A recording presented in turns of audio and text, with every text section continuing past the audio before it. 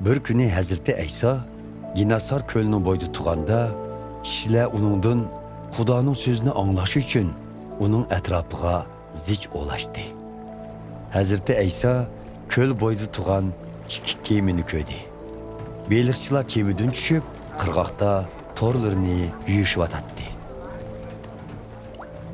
Hazreti İsa beylikçi Simon'un kemisiga chiqib, onundan kemini qırğaqdan sal yiroqlatishni talab qildi. Ondan u kemida o'ltirib, xaloyiqqa ta'lim berdi.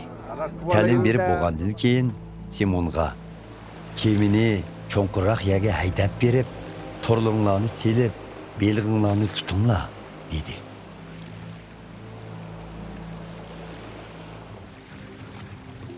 Ustozim, biz kechichi japa tortib, hech narsa tutolmadik, dedi Simon. Biroq deginingizga binoan torni sasak salayli.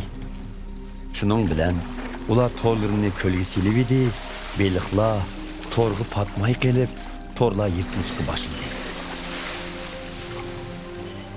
Ular boshqa kemidagi sheriklarini yordamga chaqirishdi. Ular kelib, beliqlarni ikki kemiga liq qochilib edi, kemilar beliqning jiqlig'idan cho'kib ketgili tas qoldi.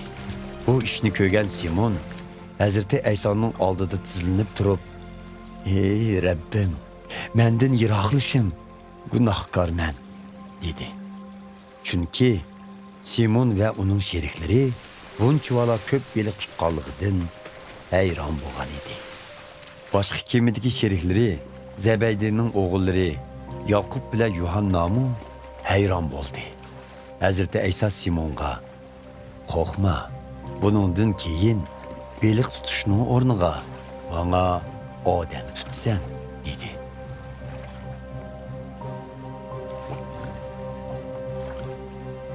Ular kemini qirg'oqqa to'xtatib, hamma narsani tashlab, Hazreti İsa'ga ergishib mangdi.